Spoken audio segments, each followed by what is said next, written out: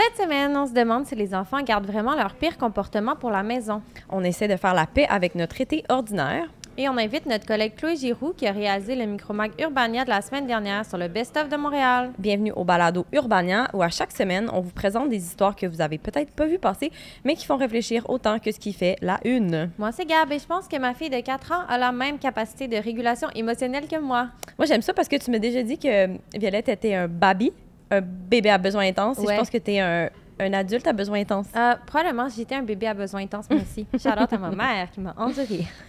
Moi, c'est Flo, puis mon téléphone ne reconnaît plus ma face depuis que j'ai un toupette. Est-ce que c'est vrai?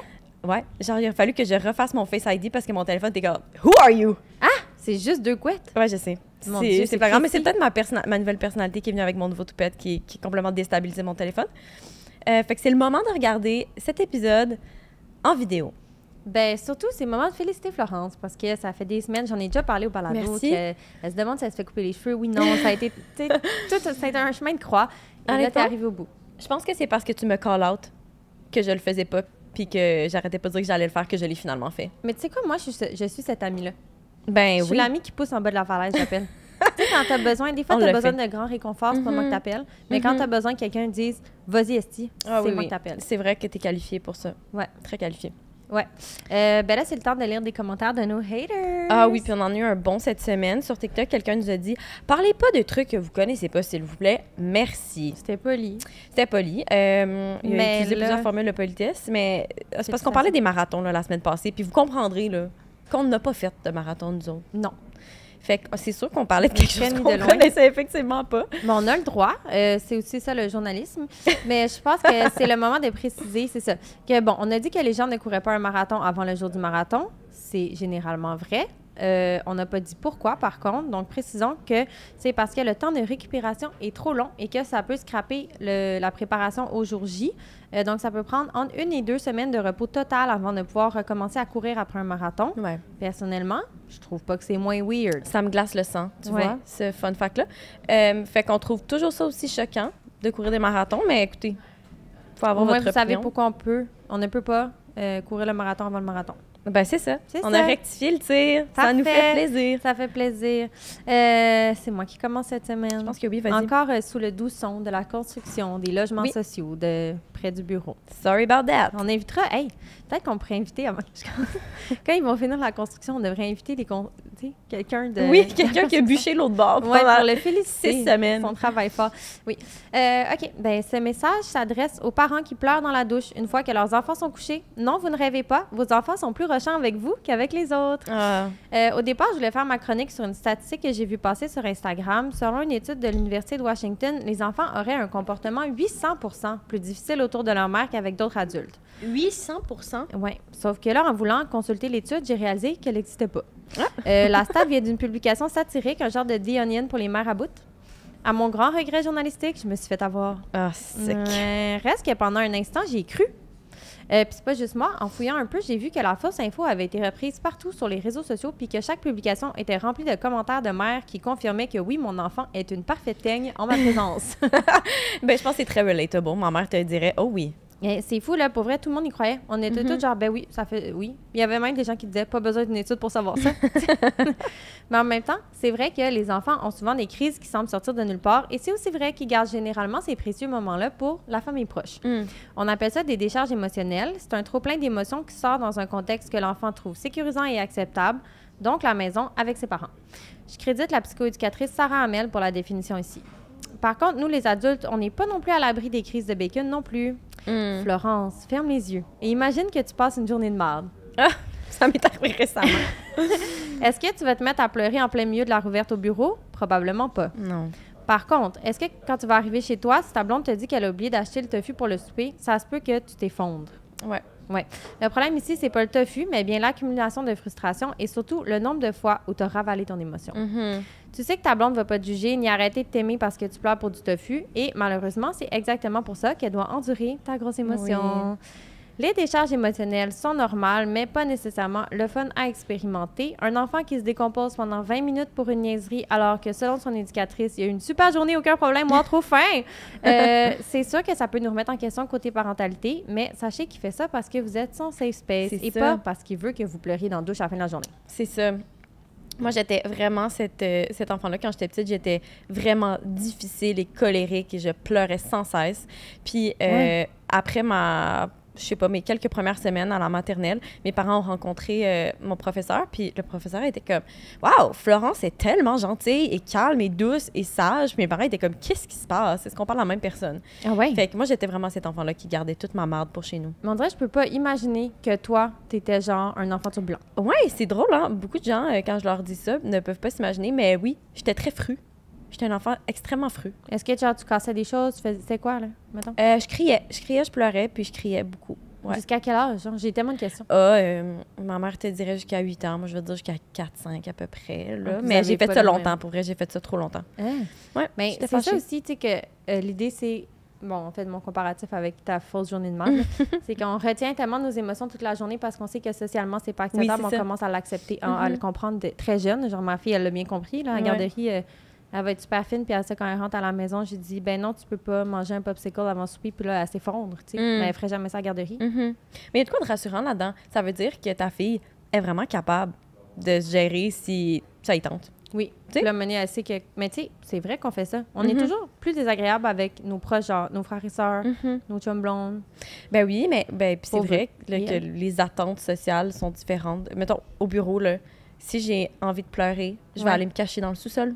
Oui, tu vas pleurer dans la salle de podcast. Oui, c'est ça. Je pleurerai jamais au 3e étage avec tout le monde assis à leur bureau. Ouais. Je vais descendre, me cacher à quelque part. Mais, tu sais, l'idée aussi, là, on parle beaucoup de gentle parenting récemment, là. Puis toute cette idée-là, Sarah Hamel, justement, qui est psychoéducatrice, est très là-dedans. C'est comme une des vedettes du gentle parenting au Québec, là. Puis le but de normaliser les émotions des enfants, de parler de termes comme la décharge émotionnelle, c'est aussi d'apprendre à l'enfant à réguler ses émotions, oui, mais d'apprendre à l'enfant que les émotions existent, sont correctes, qu'il puisse les identifier, puis qu'il ne devienne pas un adulte qui a un breakdown au bureau ou avec son chum constamment parce qu'il n'a pas appris à réguler ses émotions, accepter ses émotions. Tu sais, on dirait, j'ai l'impression, ça peut aller dans deux sens. Des fois, là, si quand t'es jeune, on te force beaucoup à réprimer tes émotions, que ce soit en te chicanant fort ou en disant « arrête de pleurer », tu sais. Soit ça risque de sauter à l'âge adulte ou ça crée des adultes qui sont pas connectés à leurs émotions puis qui ont de la difficulté à les identifier puis à les gérer, dans le fond. Ben, full, je pense. Puis ça crée aussi des adultes qui sont frus d'être frus. Mettons, moi, ma psy, elle m'a appris ça à un moment donné que t'es comme une émotion primaire puis une émotion secondaire. Puis là, hey, this is not science. Là, si c'est... Je parle au travers de mon chapeau, c'est ma psy qui m'a dit ça. Ben, Okay. ça doit être basé sur des faits. Je m'adresse aux haters dans les commentaires. Mais tout ça pour dire qu'elle était comme, si t'es fâché puis que t'essaies de pallier à ton émotion d'être fâché en étant fâché d'être fâché, et là, tu vas être vraiment en crise. Ma comme si elle dit, tu te juges de ton émotion. Oui, c'est ça. Tu juges ton émotion. T'es bien mieux d'accepter comment tu te sens, tu sais. Ouais. Moi, ça m'a vraiment aidée. J'ai réalisé que je faisais ça beaucoup. Ben oui, moi aussi, je fais beaucoup ça. Mais c'est normal, ça. Puis ça, c'est peut-être parce qu'on a été élevés je dis pas que la manière dont nos parents nous ont élevés est mauvaise, juste que c'est comme les anciennes pratiques, entre guillemets, qui sont un peu plus genre, là, reviens-en, t'es pas un bébé, arrête de pleurer, tu sais. Donc, ça nous force à travailler nos émotions et ce discours-là, on va l'avoir internalisé. Voyons, pourquoi je suis fâchée, pourquoi j'ai une grosse émotion, je devrais pas être comme ça. Alors que c'est pire, ça empire. Ben vraiment. Puis je pense que ce qui est dangereux aussi avec ça, c'est de tomber un peu dans le tough love. Genre, moi, c'est vraiment quelque chose qui me trigger quand j'observe ça chez les autres, que les personnes de qui ils ou elles sont les plus proches, ils se permettent d'être beaucoup plus rough avec ces personnes-là. Ressaisis-toi! Ouais, ou d'être comme... C'est trop honnête, trop direct, trop transparent, trop rough. Puis moi, c'est quelque chose qui me dérange beaucoup. Je pense que les personnes de qui t'es le plus proche puis que t'aimes le plus, tu devrais un peu leur regarder le meilleur de toi, tu sais. C'est vrai, mais malheureusement, c'est rare. C'est rare. Parce qu'on donne le meilleur de nous pour les endroits en société où on doit bien paraître. Ben, c'est sûr. Oui. Mais moi, voir un couple là, qui est tellement comme pas fin l'un avec l'autre, mais qui restent ensemble parce qu'ils se disent genre, on s'aime, c'est juste qu'on est vraiment nous-mêmes l'un avec l'autre. Je suis comme, ben non, en fait. C'est un red flag. Ouais. Tu dois t'excuser et communiquer, là. Ben oui. Ou apprendre à te réguler. C'est pas parce que tu es un adulte qui a des difficultés de régulation émotionnelle que tu ne dois pas travailler là-dessus. Ben oui. Full. Ouais. Dernière chose dont je voulais te parler, c'est qu'en faisant des recherches sur les décharges émotionnelles à l'âge adulte, premièrement, ça m'a fait réfléchir à des techniques qu'on a. Tu sais, les enfants, leur technique, c'est se jeter à terre puis pleurer. En vieillissant, tu développes d'autres techniques, là, genre faire du sport, non. Mais il y a beaucoup de thérapies. Tu sais, la thérapie peut aider, là, mais tu sais, les thérapies, genre par le cri primal. Oh mon Dieu! Je crois tellement à ça. C'est genre des thérapies où tu vas ou des espaces donnés où tu peux comme crier. Tu sais, un peu le lancer la hache, là, juste comme sortir le méchant littéralement. Apparemment, ça fait beaucoup de bien. Je suis certaine de ça. Toutes les personnes qui me connaissent savent que je crie sans cesse quand j'ai besoin de sortir un trop-plein d'émotions. Ouais, moi aussi. Ah! Oui. Puis rien de plus satisfaisant. Tu sais, une amie qui est fâchée après son chum, là, elle est fruits, vous savez pas quoi faire. Là, mettez-vous tout en rond et faites un grand cri. Pour vrai, il n'y a pas grand-chose qui bat ça. Comme la pleine conscience, là, c'est le fun, ça fait du bien. Mais des fois, là, un petit cri, là, dans un... En endroit où t'as le droit, là, fais pas ça. Là. Ça décrasse à la bonne place. Oui, c'est ça. Sans crier sur quelqu'un, crier dans les airs. C'est ça. J'adore. C'était tout pour moi aujourd'hui, je pense. OK. Ben, Gab, moi, je sais pas toi, mais je me mets beaucoup de pression avec la saison estivale. Ouais. Chaque année, je pense que je vais avoir l'été de ma vie. Et chaque année, c'est pas l'été de ma vie. Fait que quand je suis tombée sur un article de The Vox cette semaine qui s'intitule « Les arguments contre l'été, votre été sera pas aussi nice que vous le voulez. Il l'est jamais », juste lire ça, wow, ça m'a tellement apaisée, puis je me suis vraiment sentie interpellée. C'est en fouillant dans ce coin-là de l'Internet où les gens trouvent que l'été est un peu overrated que je suis tombée sur l'équivalent estival des blues du dimanche soir, soit les Summer Scaries. Tu sais très bien de quoi je parle, Gab, on en a parlé il y a quelques semaines. Oui. C'est ce petit moment-là de panique début mai où tu sens que ton linge d'été te fait pas assez bien, qui est pas assez cute, que tes finances sont pas terrasse-proof, que tu n'as pas assez de projets pour l'été ou que tu n'as pas les bons projets pour l'été.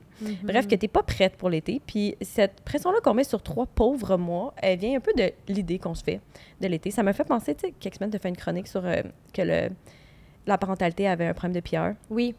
Je pense que l'été a un problème de PR. On met trop, surtout au Québec, là. C'est beaucoup de pression.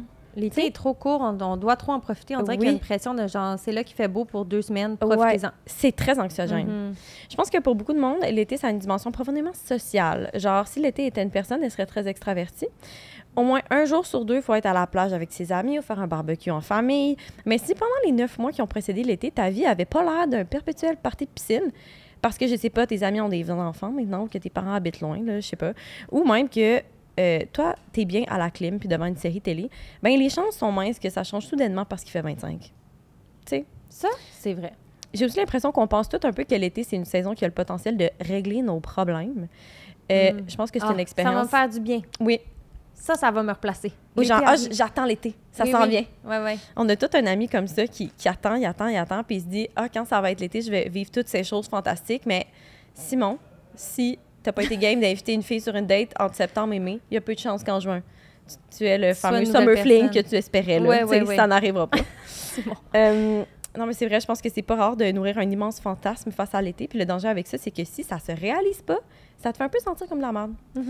Bref, aujourd'hui, ma chronique s'adressait juste un peu à ceux qui sont pas dans une ligue de soccer queer, qui va faire des belles photos sur Instagram, qui ont pas d'amis qui ont un bateau, ou qui n'ont pas une famille à portée de main pour souper en terrasse les soirs qu'il fait beau. Votre été, il est pas plate, il est juste normal. Ou les parents comme moi qui, une soirée comme hier, fait super beau, mais moi, il faut que ma fille soit couchée à 8 heures. Ah ouais. Fait que t'es genre, je ne suis pas en terrasse. Ma fenêtre est petite, là, ouais.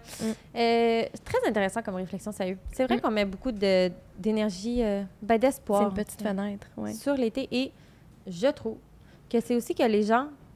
OK, là, je vais aller ailleurs avec mon idée, là, mais souvent, des fois, je dis à mon enfant et à mon chum, quand tu lances une idée en l'air, elle te retombe en pleine face.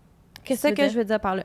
C'est, si tu dis, j'aimerais aller au glissade d'eau, tu vas pas y aller. Planifie ta sortie. Comme, tu peux pas juste dire, j'aimerais tellement ça, mettons, courir plus. OK, mais concrètement, comment tu vas courir plus? Comment tu vas aller au glissade d'eau? Organise tes affaires. Si tu planifies pas, tu vas rien faire. Ouais, c'est ça. Puis on a souvent l'impression que l'été, c'est comme tout par un miracle. Hey, je sais pas quel miracle, mais tout va s'aligner pour toi. Et tu vas passer un été fantastique. Tes voisins vont t'inviter à un barbecue. Il va y avoir une fête dans ta ruelle. Tu sais, on dirait qu'on pense que, ben non. Tu vas aller tout le temps en camping, mais si tu réserves pas ton camping, les campings vont être pleins, tu pourras pas y aller. Il faut que tu le réserves en février, ton camping. Oui, c'est ça. Fait que tu planifies. Si tu veux faire des choses, fais-les. Mais moi, je suis très aussi, si tu veux faire quelque chose, fais-le pas. Espère magiquement que ça va être fantastique, tu sais. La vie n'arrive pas à toi, tu dois arriver à la vie. Là. Voilà. Je suis vraiment d'accord avec ça. Puis, je sais pas, je me suis dit que tu allais peut-être me comprendre, Gab, considérant ton teint de peau. Mais moi, quand j'ai décidé que je faisais une croix sur l'idée d'être bronzée l'été... Oh, mon Dieu, moi, j'ai fait une croix là-dessus à 3 ans, je pense. Ça apporte beaucoup de soulagement. Je peux pas bronzer. J'ai jamais... Hey, j'ai-tu parlé de ça? Je pense que je n'ai parlé une fois dans mes infolettes. Vas-y. Que quand on revenait des vacances d'été à mon primaire, OK? Toutes les petites filles se réunissaient...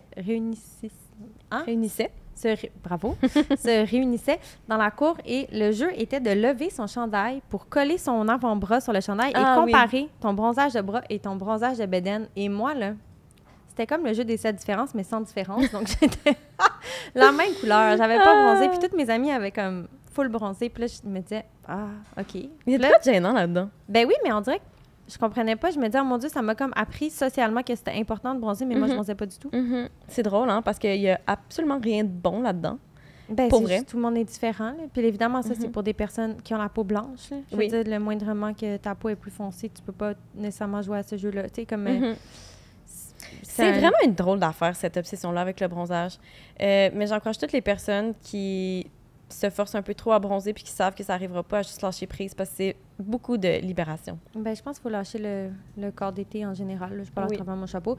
Bref, je pense qu'il y a aussi une affaire de nordicité là-dedans où l'été au Québec est comme la seule saison où il fait réellement beau, chaud. Tu peux pas, on est tanné d'avoir passé l'hiver en dedans, puis on se met de la pression comme Montréal, surtout si tu habites à Montréal. Montréal, l'été, il se passe tellement d'affaires, il y a tellement de festivals, tu sais. On peut pas sortir de la ville, il se passe trop de choses, mais planifie ton festival, même chose. Hein. Oui, tout à fait. Ouais. Fait que c'est ça pour moi cette semaine. Pour vrai, mettez-vous pas trop de pression. Puis c'est toujours l'été à quelque part. Moi, ça me fait du bien de me rappeler ça. C'est vrai. Tu peux toujours partir à quelque part où c'est l'été en plein mois de novembre au besoin, là. Si tu as les moyens financiers pour le faire. Oui. Ah, mais dernière réflexion, là. Je pense que c'est peut-être aussi que, justement, il y a tellement de choix, là, je pense à ça à cause des festivals, mais il y a tellement de choses qui se passent pendant l'été, puis il y a tellement de possibilités, camping, voyage, amis, barbecue, que ça devient un peu comme, tu sais, quand tu ouvres Netflix puis tu veux choisir un film. Là, t'es comme, il n'y a rien, j'allais sur Crave. Là, tu ouvres Crave, il y a d'autres affaires. Là, ça fait 45 minutes que tu es sur 6 plateformes de visionnement puis tu n'as pas choisi parce qu'il y avait trop de choix puis c'est comme anxiogène. Overwhelmed. Ben, je pense que ça fait ça des fois, la saison estivale. Tu as trop d'affaires que tu peux faire, fait que tu sais pas par où partir puis tu figes un peu. Et là, tu fais rien. Oui, puis les réseaux sociaux n'aident pas à cette impression de trop plein. Oui, là, tu vois les stories de monde en barbecue, tu culpabilises. Tout à fait. Wow! Est-ce qu'on invite notre invité? J'aimerais ça, oui. Cette semaine, c'est notre collègue Chloé Giroux, qui est réalisatrice, qui vient nous parler de notre micromag paru la semaine dernière, qui est essentiellement un guide genre alternatif pour découvrir Montréal. Bonjour, chère dame. C'est la première fois qu'on a Chloé au balado. Oui, c'est vrai. C'est vraiment cool. J'ai dit aux filles que j'allais être quand même stressée. Je suis comme pas quelqu'un qui est souvent devant la caméra, mais je suis contente d'être là. Garde le micro proche de toi. Parfait. Ma belle chum. Parce que Chloé est réalisatrice, donc elle est toujours derrière la caméra. Mais c'est un reportage de notre collègue journaliste Jean Bourbeau en collaboration avec le média anglophone The Main, réalisé par Chloé. C'est quoi la genèse de ce projet-là? Ouais, ben... En fait, il y a comme plusieurs genèses, mais une des genèses, c'est que, tu sais, quand tu vas en voyage, ou même comme dans ta propre ville, puis que tu te cherches des activités à faire, ou t'es comme, OK... L'été. Ben, l'été. Mais, tu sais, surtout en voyage, là, on dirait que, vu que tu connais pas la place, tu tombes sur des guides, puis là, t'as l'impression de tomber tout le temps sur des espèces de sites un peu mainstream, puis t'es comme, est-ce qu'on me dit la vérité? Genre, est-ce que je vais arriver juste comme à des endroits où, comme la file, elle va jusqu'à là-bas, puis qu'il n'y a aucun locaux, tu sais? Ouais. Puis ça arrive aussi dans notre propre ville, tu sais, même si t'es un Montréalais born and raised, ça reste qu'il y a plein d'endroits que tu connais pas encore. Puis tu finis toujours à aller au même spot, tu sais, au fil des semaines. Là. Ouais. Fait que on dirait qu'on avait envie de faire une espèce de guide qui était comme vraiment, hey, on t'amène ailleurs pour vrai. Tu sais, puis là, c'est comme super quétaine parce que c'est vraiment notre slogan chez Urbania. Mais pour vrai, genre, quand on brainstormait pour le titre, on était comme... On trouvait pas de titre qui rendait vraiment justice au micromag qu'on avait fait. Puis on était genre, ben, c'est niaiseux, mais on veut amener les gens ailleurs à Montréal, tu sais. Fait que c'est ça qu'on a choisi. Puis, fait que c'est ça, on s'est un peu donné la mission de, comme, amener les gens à des endroits. Tu sais, il y a autant là-dedans des alternatives de spots, tu sais, au lieu d'aller à la banquise, ben, tu vas aller à... Oh, il faut consulter le micromag pour savoir. Puis on a fait aussi un carnet d'adresses. Donc, comme vous le disiez, là, on a travaillé avec Jean d'Urbania, puis JPK de The Main. Donc, les deux ont proposé 4 lieux, 4 adresses, puis ils se les sont comme montrés pendant la journée. Puis ça, c'est ce qu'on a capté, puis monté, puis ça fait partie du micromag. Donc, c'est ce qui m'amène à la deuxième un peu genèse de ce projet-là, c'est que à Montréal, bon, c'est comme un peu cliché, on va le dire, là, mais les deux solitudes, tu sais, il y a comme l'espèce de les francophones, les anglophones, il y a des quartiers qui nous appartiennent, il y a des boutiques, des restos qui nous appartiennent aussi. Bon, là, je dis appartiennent, mais c'est parce que des fois, tu t'arrives là, puis ça parle juste anglais, puis tu te sens pas nécessairement comme le bienvenu ou la bienvenue, mais en fait, on peut aller où on veut, c'est juste qu'on les connaît pas, ces endroits-là, puis on se sent pas comme... c'est pas familier pour nous, tu sais. Fait qu'on voulait un peu casser ça avec nos amis de chez de Maine. Je sais que ça faisait longtemps qu'on voulait faire une collaboration avec eux autres, puis je pense que c'était comme le projet parfait là, pour le faire, là. Fait que c'est ça, on a comme un peu uni nos forces. Nous, ça reste qu'il y a plein d'endroits à Montréal qu'on connaît pas parce que c'est vraiment purement anglophone. Fait qu'eux nous ont sorti une grande liste d'endroits qu'ils aiment beaucoup. C'est fou, ça. Moi, j'ai tellement découvert des places que je connaissais pas. Ben, écoute, moi, tu sais, bon, je suis pas montréalaise born and raised, là, Gatineau. Mais ça fait 6 ans là, que je suis à Montréal, puis tous les endroits qu'on a visités, j'étais jamais allée avant. Ben, moi aussi, la plupart des endroits que j'ai vus, que de JPK de Domaine a présenté, je suis là, pourquoi je connais pas ça? Moi, je suis ici, là. C'est fou. Puis même les spots que Jean nous a proposés, tu sais, je pense qu'il a vraiment compris le mandat, là, tu sais. J'étais jamais allée à chacun de ces endroits-là, puis pour vrai, la plupart de ces spots-là étaient vraiment proches de chez moi. Fait que c'est un peu gênant. Mais, tu sais, les gars, ils ont vraiment compris le mandat, puis, tu sais, cette journée-là était tellement le fun, tu sais. Au final... Est-ce que ça a vraiment tout été filmé la même journée? Parce qu'il y a tellement de stock. Comment ils ont mangé tout ça? Je suis désolée, c'est ma question, moi. Il y a tellement de bouffe consommée dans une seule capsule. Ouais, ben tu vois, en plus c'est touché parce que moi, comme techniquement, je suis végé, tu sais. Fait que d'habitude, c'est l'équipe de prod aussi aide là, les gens à comme finir les assiettes et tout, justement parce qu'il y en a, comme, je veux dire, ils ont tellement mangé cette journée-là. Mais là, il y avait des choses que je suis comme, moi, je pouvais pas tant aider à manger, mais là, j'avais tellement faim, tu sais. Puis bon, spoiler, petit secret, genre en coulisses, là, essayez de pas trop en parler, là, mais j'ai triché, donc j'ai flanché, j'ai vraiment goûté à un de ces fameux tacos de la Plaza Saint-Hubert. Non! Ouais, mais pour vrai, ça valait la peine, là, comme, j'ai pas exagéré, là, sinon il m'aurait perdu pour le reste du tournage, là, comme j'aurais pas pu digérer, mais genre, pour vrai, c'est ça. Fait que là, les gars mangeaient quelques bouchées, on filme ça. Une fois qu'on a nos shots, tu sais, c'est comme, on a Alice qui était avec nous cette journée-là. Tu sais, les deux, on essayait de les aider un peu à manger, finir les assiettes. Alice qui est la cour de tournage. C'est une belle journée de tournage, on va se le dire. Oui. Ben vraiment. Aller manger de la poutine. Ben c'est ça. Moi, c'était le spot de poutine là, que j'avais hâte d'arriver, le Paul Patate. Là. J'étais jamais allée, puis pour vrai, ça avait l'air tellement bon. Là. Fait que là, c'est là que je me suis gâtée, tu sais, comme... Les gars ont mangé comme 1 ou 2 bouchées de poutine, puis après, c'est comme moi qui l'ai fini. Ça, c'est un secret de tournage, hein? 1 ou 2 bouchées. Ouais. Parlant des gars, c'est moi où il y avait comme une vibe de date. C'était tellement cute. Ça fait date. En plus, tu sais, ils se connaissaient pas. Ils se sont rencontrés 1 ou 2 fois là, dans des rencontres à distance. Là. Fait que, tu sais, le matin, dans le fond, le premier spot qu'on a fait, bon, c'était pas vraiment le matin, là, il était genre 1h30, mais c'est là qu'on a pris le sandwich du déjeuner puis le café. Okay. Parce que si on le faisait vraiment le matin, je veux dire, il allait avoir trop de moments où comme, on est comme, bon, mais qu'est-ce qu'on fait?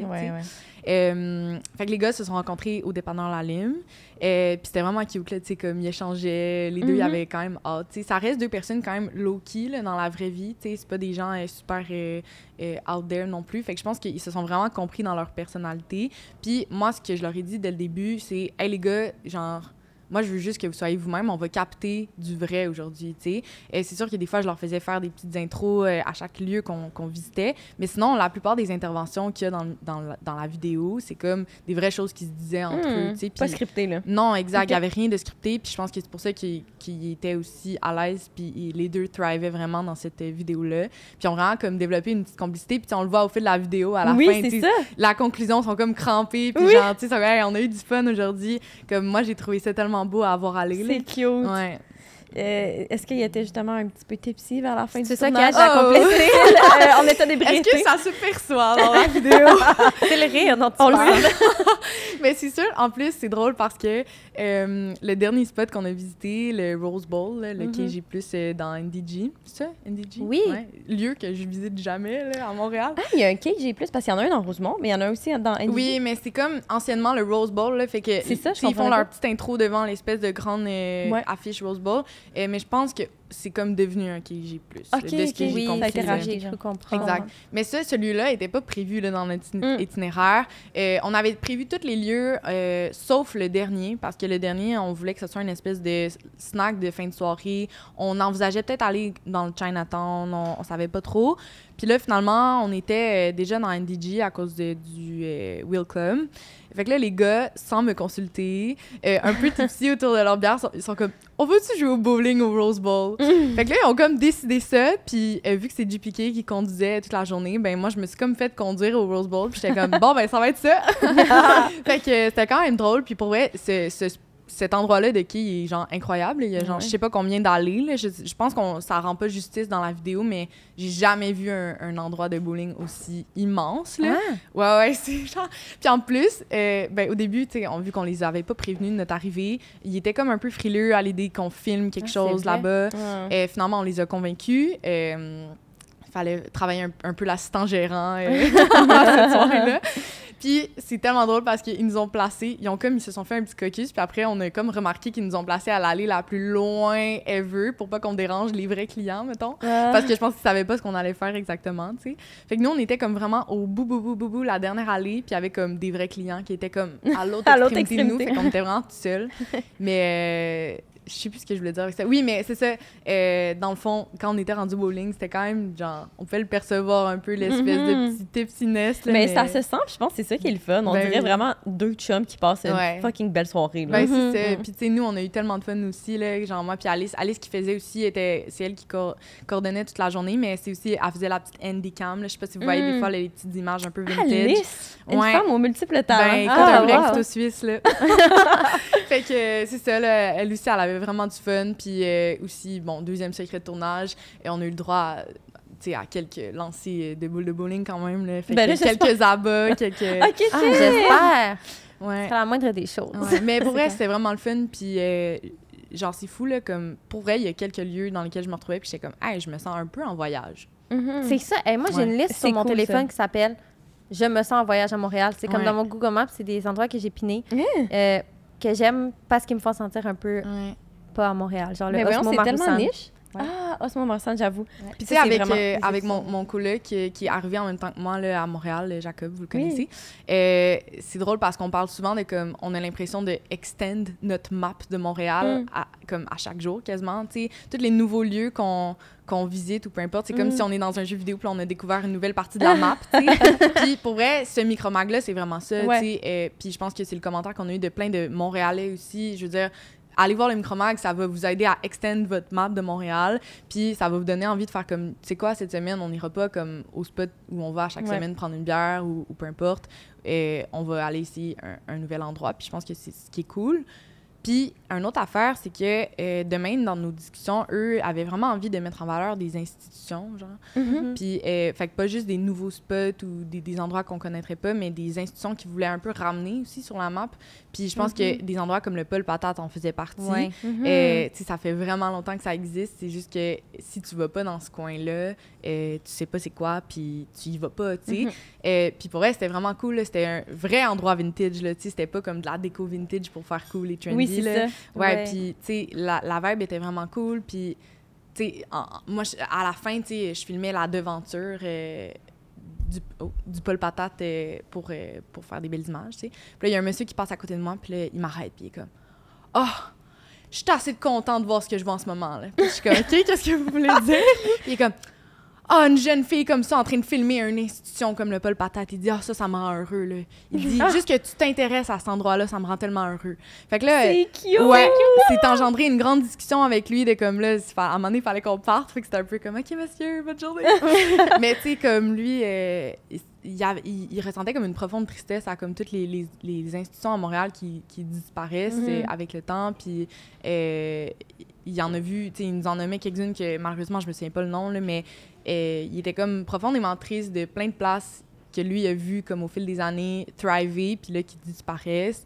Fait que, en tout cas, ça l'a rendu vraiment comme heureux qu'on porte une attention particulière à ce lieu-là qui était spécial pour lui. Puis je pense que c'était un peu ça aussi qui était comme important dans notre projet, c'était comme de faire comme c'est quoi Montréal, puis tu sais, outre tous les lieux qu'on voit sur TikTok. T'sais. Et tous les lieux qu'on ne voit pas sur la carte de Combini, qui a fait un contenu sur Montréal récemment. Je sais pas. Qui est sorti genre une semaine et demie avant notre micromag. Là. Ça, c'était quand même drôle. C'est vraiment un drôle de hasard, mais vous irez voir la page Instagram de Combini. Ils ont publié c'est un espèce de guide de Montréal, justement. Ouais. C'est un média français, il faut préciser. Donc, c'est à l'attention des Français qui vont à Montréal. Exactement. Puis clairement fabriqué par un Français, là, on s'entend. C'est pas un Montréalais qui a mis la main à la porte à ça. Non, c'est une carte qui est géographiquement erronée. Je sais pas comment dire autrement. Oui, genre le marché Jean Talon est à côté de la roue dans le Vieux-Port. Oui, ça fait aucun sens. Les commentaires sont aussi délicieux. C'est juste des Montréalais en colère. Oui. qui rent. En tout cas, ça vaut le détour après avoir visionné notre excellent Micromag d'aller voir cette Oui. carte qui est très drôle. Mais merci, Claude, d'avoir Ben été là. ça fait trop Merci plaisir. trop, Chloé. Merci de m'avoir C'était reçu. fantastique. Je sais pas, vous êtes bonne. J'espère que tu vas revenir. Bye. Bye, Claude. Hey, qu'on a enregistré? Oui, veux-tu y aller?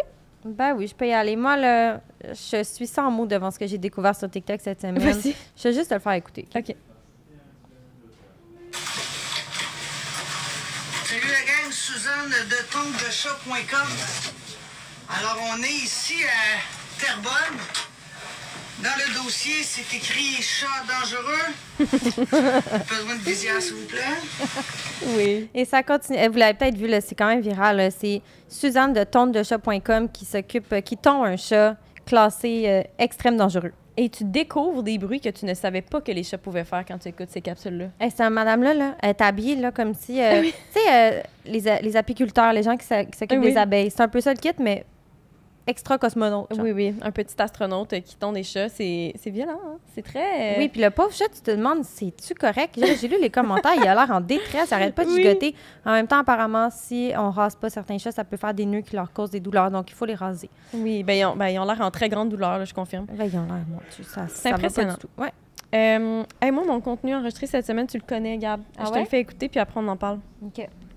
Of a straight man who has a crush on a girl named Emily. Emily, sup? This is my impression. Et ce gars-là, pardon, il s'est inspiré d'une autre TikTokeuse qui s'appelle Alice. Et voici ses contenus à elle.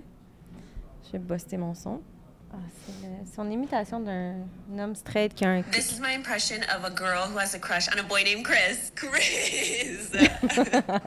C'est tellement niaiseux, mais c'est tellement vrai. Ah, c'est tellement vrai. Pour vrai, là, chaque jour, je bénis le ciel de ne pas être hétéro.